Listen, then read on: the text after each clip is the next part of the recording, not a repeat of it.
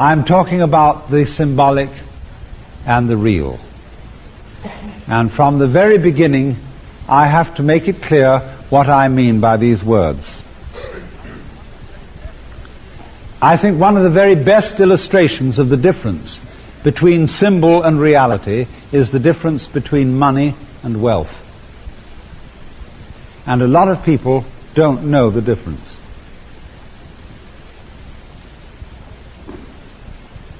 Nowadays, we're all accustomed to shopping in a supermarket.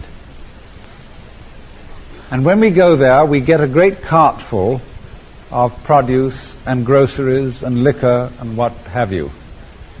You take it through the cashier's gangway place, you know, and she taps away on her machine, and she produces an enormously long strip of paper and tears it off and says, $30, please. And most people at that moment feel slightly depressed.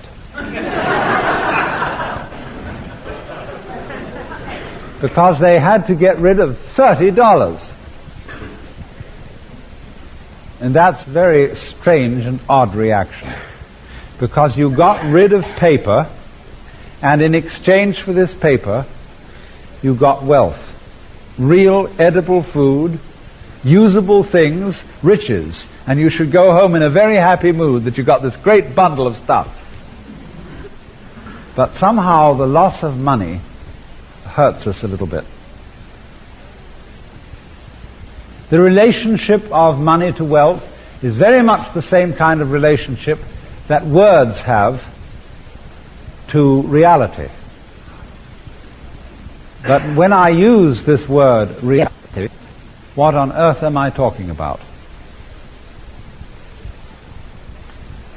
If I produce any kind of object in front of you, and the most convenient happens to be a piece of money, a quarter, and I ask you, what is it? And I show it to you, most people would say, well, that's a quarter.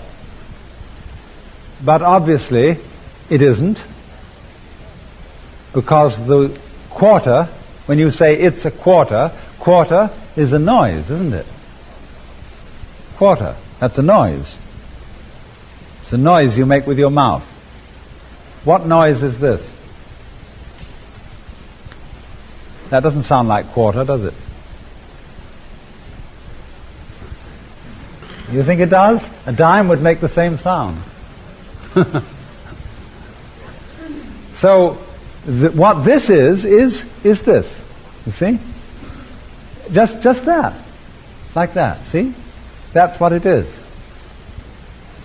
And so we would distinguish between a world of physical events, physical reality, and on the other hand, a world of names and numbers and noises and signs which refer to physical reality. And the fact that we can arrange this in this way, the fact that we can make symbols for the world of physical events, is the thing that peculiarly characterizes human beings, makes them different from almost all animals, and is the root and ground of civilization and culture. You can see, in other words, that being able to make a world of symbols standing over against the world of physical events depends upon being able to stand aside from things and look at them, and also to stand aside from ourselves and look at ourselves.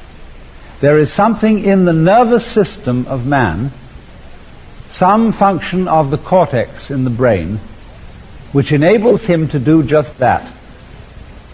There was a young man who said, though it seems that I know, what I would like to see is the eye that knows me when I know that I know that I know.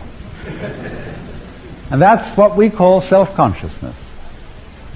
And self-consciousness entirely depends upon something in us which enables us to stand aside from the immediate situation. For example, you may be happy, and in the middle of being happy you say, "My God, I'm happy." That disconcerts some people, because the minute they begin to know that they're happy, it starts to disappear. They wonder how long they're going to keep it. But you know, if you were happy and you didn't know you were happy, wouldn't that be too bad? There'd be, as it were, nobody home to enjoy it.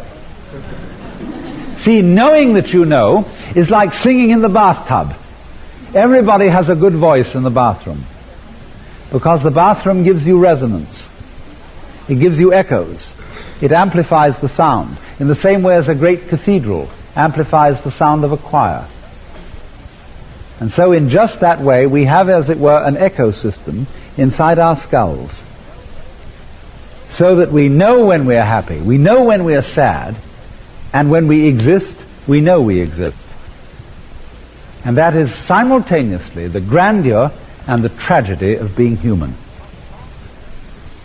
Because along with knowing that you know, all kinds of things, the most important of which is the knowledge of time.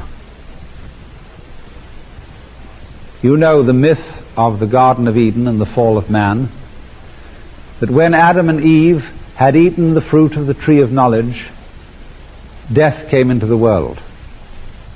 Why? It wasn't that there wasn't death before. All creatures in nature come and go, everything is born and dies. But for the first time, having eaten the fruit of the tree of knowledge, that is, having invented a system of knowledge, the world of symbols, people knew that they were going to die. When a cat approaches another dead cat, he sniffs it and sees if it's good to eat, decides that it's not, and goes away. Probably, although we don't know for certain, probably the cat doesn't reflect, "I will one day be a corpse like that." But human beings predict, because they are able to think about events with symbols and words. They are able to see what the future will be. And we all believe, don't we, that this is the most useful kind of knowledge that we have. To know the future, and therefore to be able to plan for it. To have your savings account, your life insurance, to plan for your old age. That's great. But at the same time, it has very serious disadvantages. Because the more you know the future and are thereby able to control it, the more you realize that you can't control it ultimately, that you are going to come to a bad end. And so that's what makes human beings so strange. All human beings are therefore slightly anxious, slightly depressed. There's a certain kind of sadness in human nature which the Japanese call aware, a melancholy deep down in us, because we know, in the words of the song, "But it all comes apart in the end." And even diamonds come apart in the end.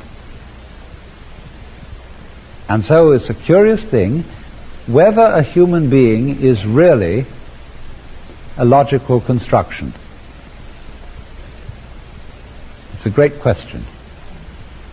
Whether a human being is not actually a self-defeating organism, a creature who knows too much for his own good. Because the proverb, what you gain on the roundabout, you lose on the swings. So with man. What you gain in power by having foresight and dexterity in controlling the world through symbols, what a price we pay for it. Because no one of us can any longer afford to be spontaneous. Imagine a life in which you don't have to take any provision for the future. You do just what you feel like on impulse. Now, you'd make many mistakes, and you might do things that would be quite fatal, like a moth, which can't distinguish between a candle and the sex call of a female. And so it flies straight into the flame and it blows up. Is that too bad? In a way, from the standpoint of the universe, it's a fairly good arrangement, because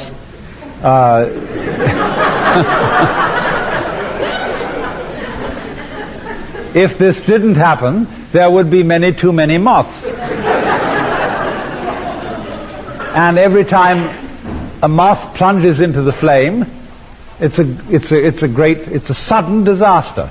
The moth isn't worried about this. I mean, it doesn't have anxiety about it before it happens, and the moth goes out, just like that, with a glorious explosion. And so in the same way, all these creatures who don't think what to do next, cats don't lie awake at night worrying about what contracts they're going to have to make the next day.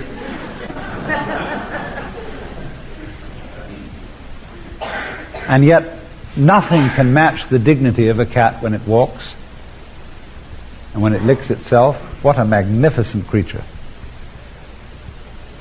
So imagine a world in which there isn't any worry.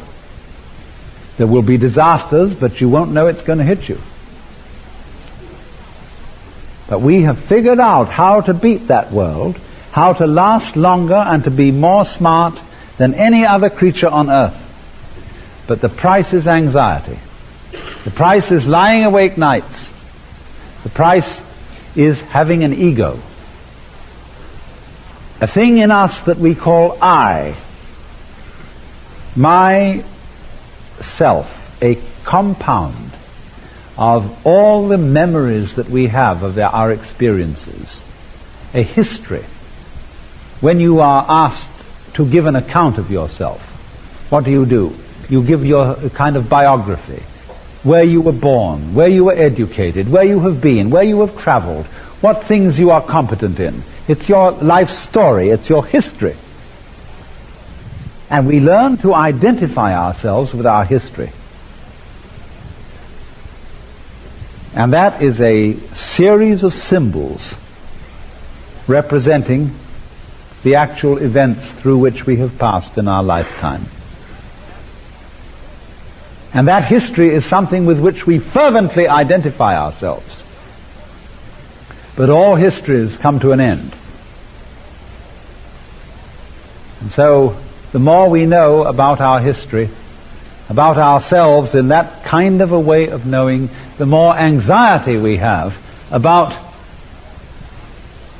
the thought that this history cannot go on indefinitely. It cannot be a story of complete success. Now then, I want to go into some of the properties of the human mind upon which this sense of our own existence is based. And the most remarkable property that we have, which enables us to create a symbolic world standing over against the world of physical reality. And of course, may I just put in parentheses, when I talk about the world of physical reality, this is a symbolic noise. And many people, when they hear physical reality spoken about, react to it in terms of 19th century scientific mythology, which is that the world of material, of energy, the world outside human skins, is mechanical and stupid. That was one of the dogmas of 19th century scientism, which carries on into the common sense of the 20th century. So when I say the world of physical reality, please don't put any such ideas on it. We really don't know very much about it at all. So then, the ability, the peculiar ability of the human mind that underlies being able to create a symbolic world alongside the world of reality.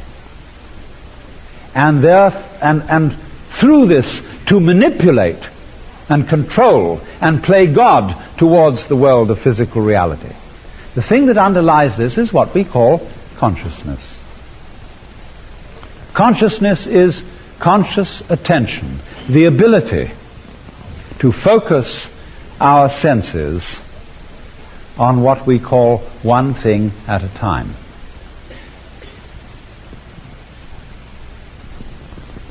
Now, consciousness is therefore comparable to the use of a spotlight, which casts a narrow, bright beam upon certain areas. We all were taught to use this as children because when we went to school, one of the most frequent things our teachers said to us was, "Pay attention!" Because the children were doing this and they were doodling and looking out of the window and so on, having a wonderful time. But the teacher wants you to get you to be able to focus on a point. See, now watch my finger. Who else does this other than teachers? Who else does that? Hypnotists and conjurers, magicians. They always say, "Now watch my hand, there's absolutely nothing in it." And when you watch the hand, you know he's busy pulling a rabbit out of his pocket. So teachers all do that. And the children comply by tightening their legs around the legs of the chair and frowning and looking at the teacher with a fixed gaze. Because by that, the teacher will know, so the children think, that they're really attending.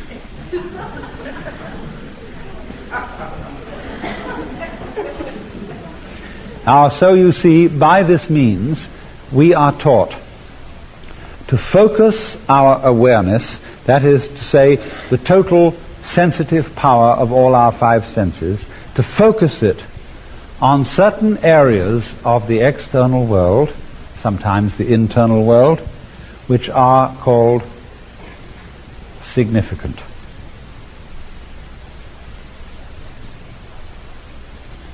What is significant? What is important to notice? Many of us, you know, let's say men go out to a luncheon meeting where all sorts of people are present and we've got some kind of business to transact, and we go home and the wives say to the husbands, "Well, you were at this luncheon meeting. Was Mrs. So-and-so there?" "Yes, she was there. I sat opposite to her." "What was she wearing?" "I didn't notice."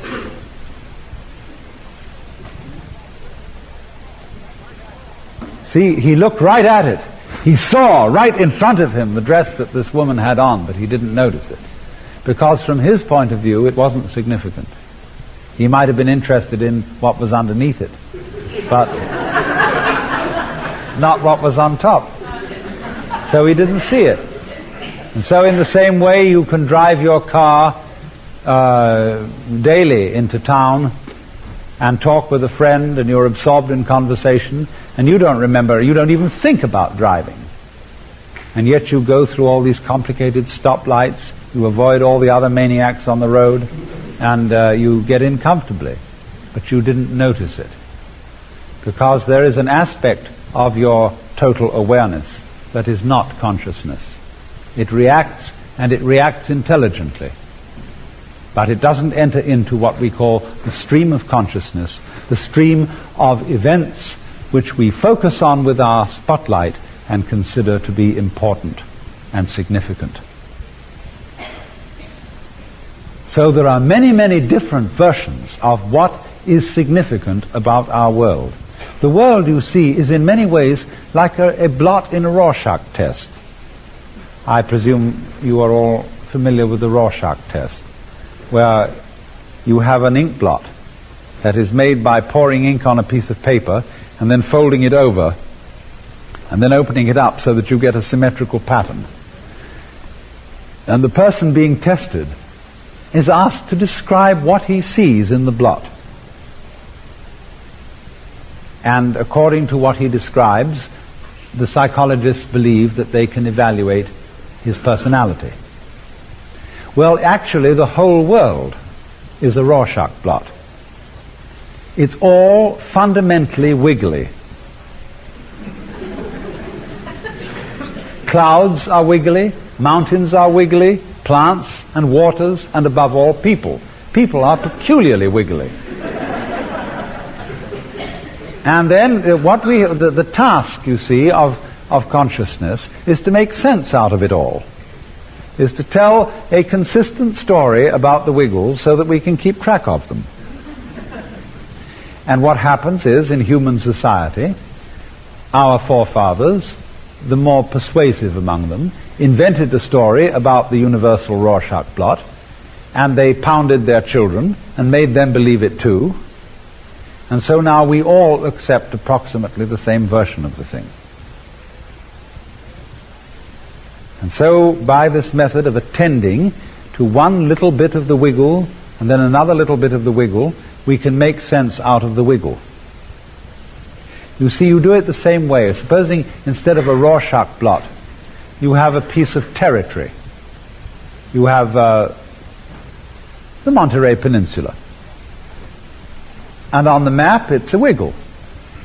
But if we superimpose over this map a grid, simply lines, north and south, lines of latitude and longitude, and then we describe where each wiggle is in terms of the numbers up or the numbers across of these lines, we can measure the area. Well, that's the basis of calculus. That's the basis of all careful, accurate description of our wiggly world. And so by concentrating on the wiggles, area by area, bit by bit, we learn how to manage it, how to make sense out of it. Just in the same way, for example, your mouth has only a certain size, and therefore you can't eat a whole chicken at once. In order to be able to absorb a chicken, you have to cut it into pieces. So you get a cut-up fryer. And then even then you have to reduce it to bite-sized units so as to assimilate it. Well, in exactly the same way, the physical world has to be reduced to bite-sized units in order to be assimilated by our intellect. And those bite-sized units we call things and events. There are in nature, in the actual physical universe, no such things as things, and no such happenings as events.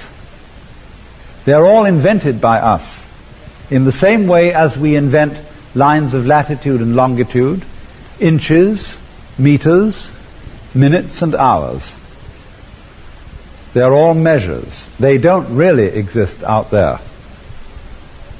But we choose certain lines. For example, we choose the boundary of the human skin, and we say this divides me from everything else. Inside this bag of skin is me. Inside those bags of skin is you. And outside that there's a foreign world that isn't me, that isn't you. But that's not true. The skin, from one point of view, can be said to divide us from the external world, but from another point of view, it is exactly what joins us to the external world.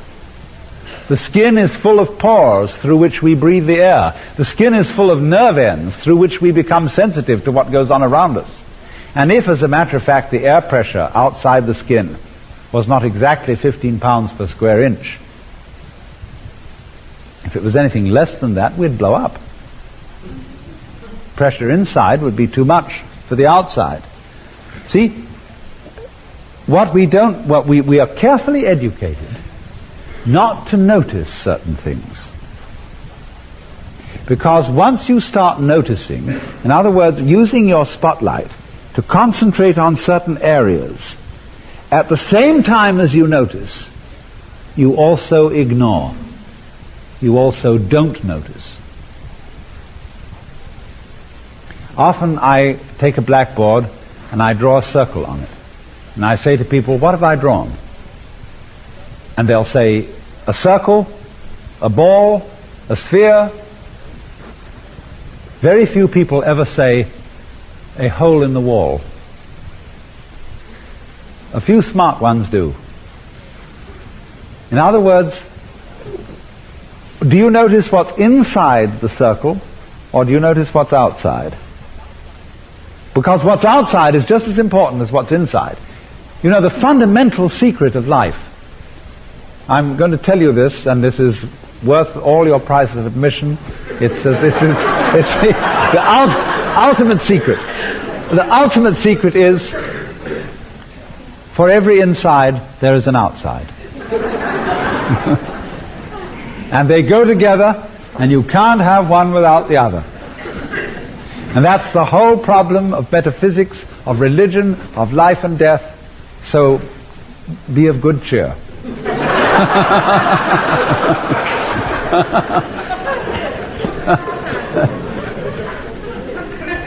But normally, you see, the way we are trained to attend, our attention is captured by the area inside, just as it's captured by an object that moves rather than one that's still.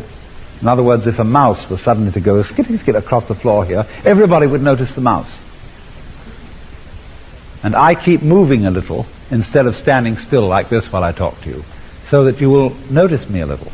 See? Motion against relative stillness, the background of the curtain, captures our attention, and my figure against the curtain captures your attention. Imagine what would happen if the total consciousness of the curtain vanished, and your entire field of vision was filled by me only. Then do you see what would happen? I would disappear, and what you would become conscious of as the thing presented to you would be my necktie, or something like that, see? So, by that I mean the inside always goes with the outside. Now then,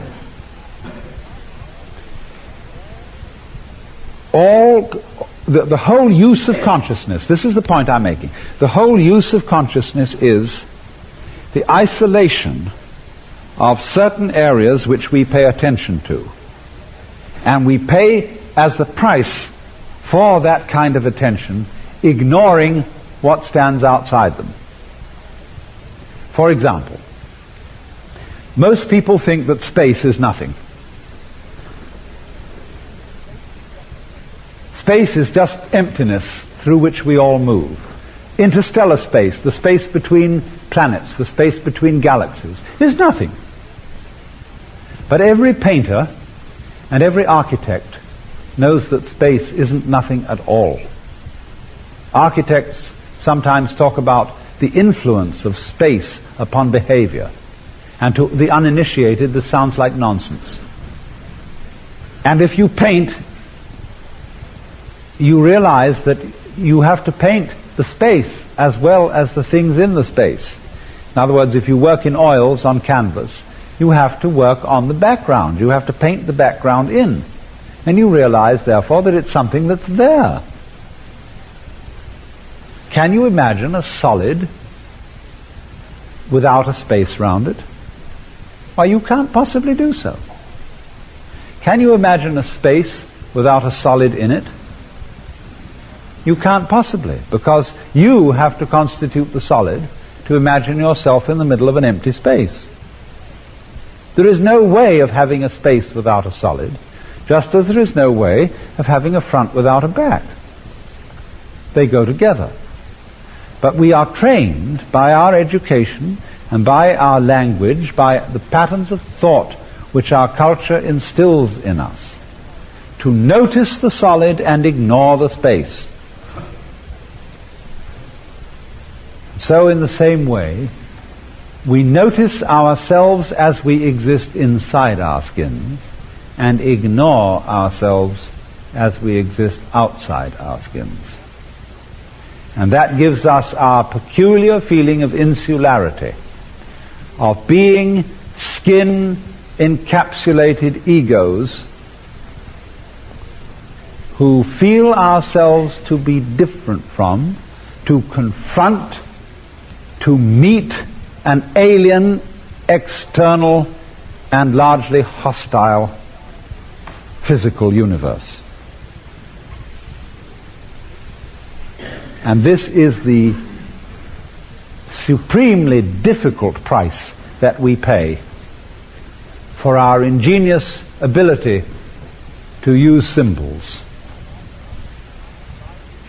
and to divide the world into the symbolic and the real, the significant and the insignificant, the important and the unimportant.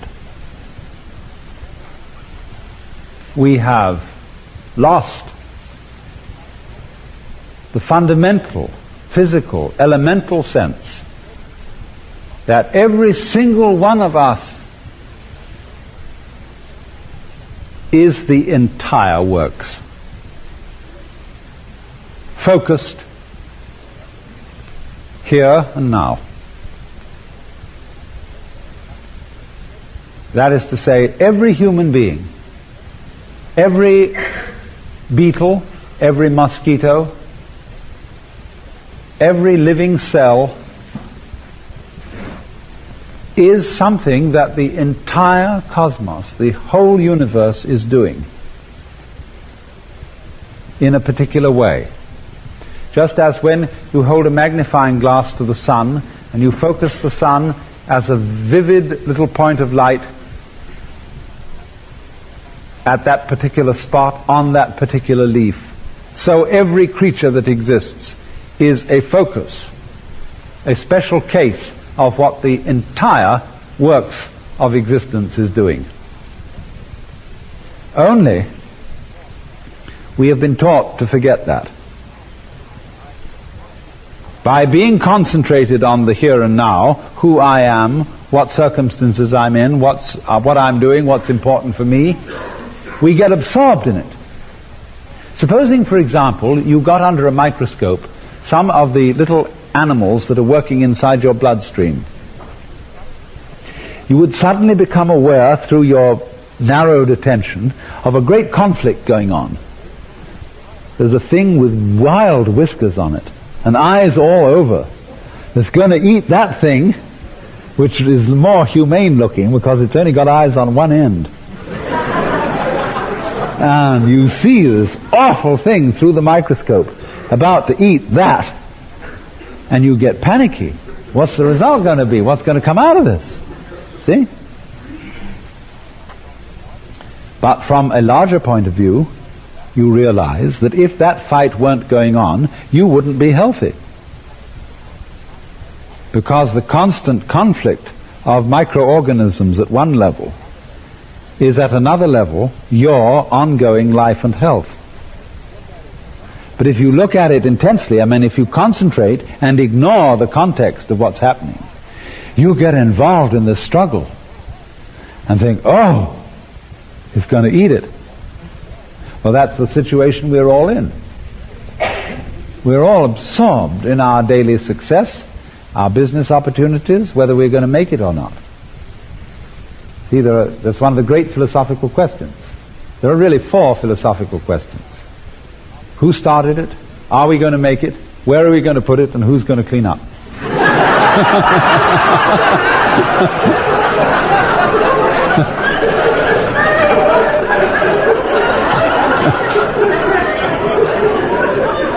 So, this are we going to make it, see, arises immediately someone has started it. And what they've started is this concentrated attention, looking at the little details. Those details are fascinating.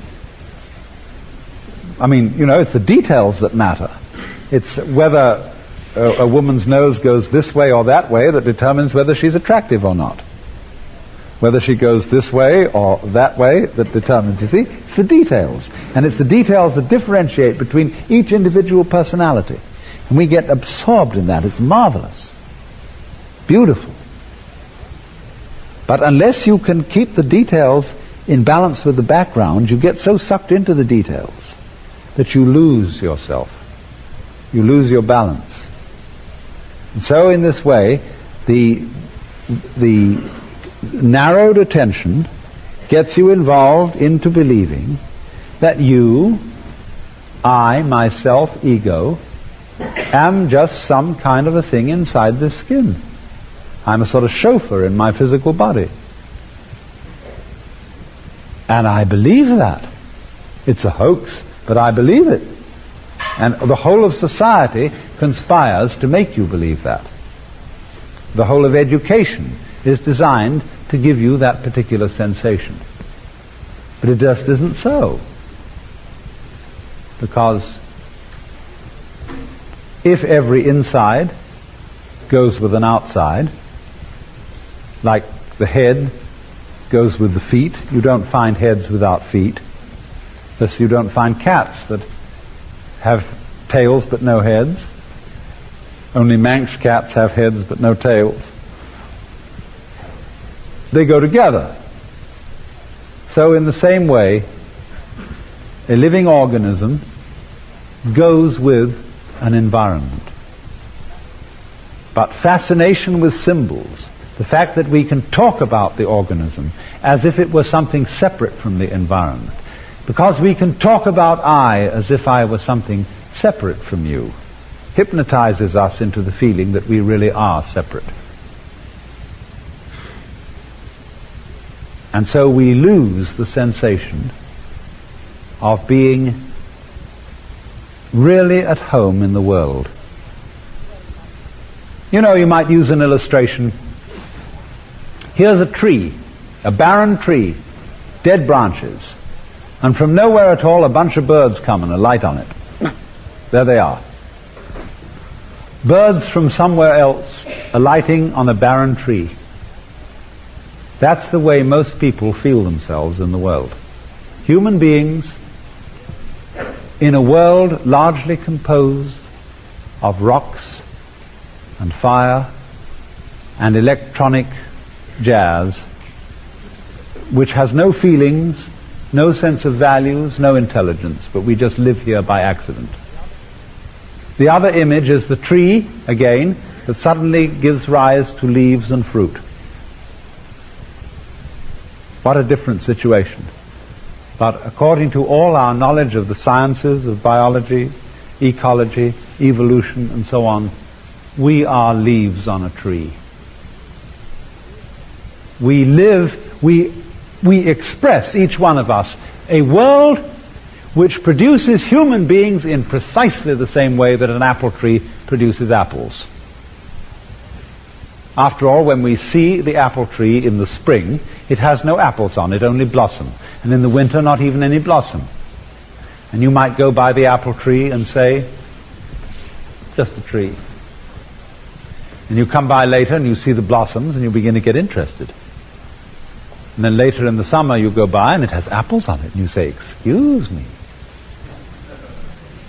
So in the same way, this solar system might have been visited 10 million years ago by someone in a flying saucer from Alpha Centaurus, and he would have looked around and said, just a bunch of rocks, and gone away. Now he comes back in his flying saucer again and looks at us and says, excuse me, I see you were after all intelligent rocks, because you are humaning, just as the apple tree apples.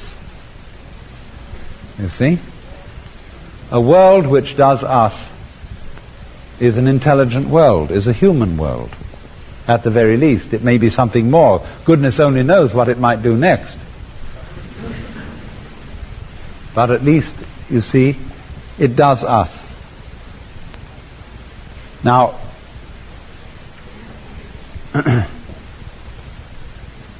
this then is my moral. The ability to cut the world up into pieces as a result of our facility with symbols and words is marvelous. It enables us to analyze things, to predict the future, to see all the details and to bring out the value of the details. That is a wonderful thing. But you can have too much of a good thing. You need to underpin, to background this vision of the details with something to support it. Otherwise you go insane. Otherwise you get lost in a detail. You get lost in a point. You get so absorbed that, as we say, you can't see the forest for the trees. We can't see the world for the selves. And this isn't just a matter of theoretical understanding, not just grasping a new theory. We need to find ways in which our actual everyday consciousness, our sensation, our physical feeling of being alive is so transformed that each one of us feels himself not only to be alive inside his skin, but also to be definitely, substantially identical with everything going on around him. So that when you move and talk to me, I feel that that's just as much me as it is you. Because these are the facts. This is the way it is. The outside goes with the inside. And you don't find them apart from each other any more than you find the front of the coin without the back. Look, supposing I'm interested in another human being, but this is a human being who thinks only about themselves, has no interest other than what is defined as themselves socially. In other words, the interior of the bag of skin. Well, this is the most boring kind of person you could imagine. Has no personality whatsoever, even though they're entirely concentrated on themselves. When I feel that a person has genuine personality, is unique and different and alive, that is a function of their interest in things outside themselves. In other people, in their ancestry, and so on. You know, it's wonderful to look at a person and say, so I think your background is a little bit French, slightly Irish, a touch of Yugoslavian. Wow. See? Then I'm beginning, the person might say, well, you're not talking about me, you're just talking about my parents. But you are your parents, you see? That makes you interesting. And then your interest in music, in fish, in birds, in trees, in clothes, anything you want to mention, makes you more interesting. In other words, the more related you are to your external world, the more unique and interesting you become. My fingers, all of them move separately and independently, but only because they are part of the hand, and only because the hand is part of the arm, and so on. So, underneath our marvelous ability to analyze the world through concentrated attention and through symbols, words which suggest that a tree is a tree, the word tree is different from the word ground, and therefore it seems that the tree is different from the ground, but it isn't. The tree is the ground reaching up to grab at the sky. And, you know, enjoy. It's the ground swinging. So in the same way, each one of us is the whole cosmos waving and saying, yoo-hoo, I'm here. So that knowledge is necessary, that knowledge of being one with the totality is necessary to underpin and support the knowledge of being different and unique and individual. Without it, the individual goes mad. Crazy mad, not angry mad. Crazy mad. Because he feels unsupported, and therefore he seeks security in the collective. That is to say, in religious or political merging of individuals into the crowd, into the mob, into the mass, to escape the terror of being alone.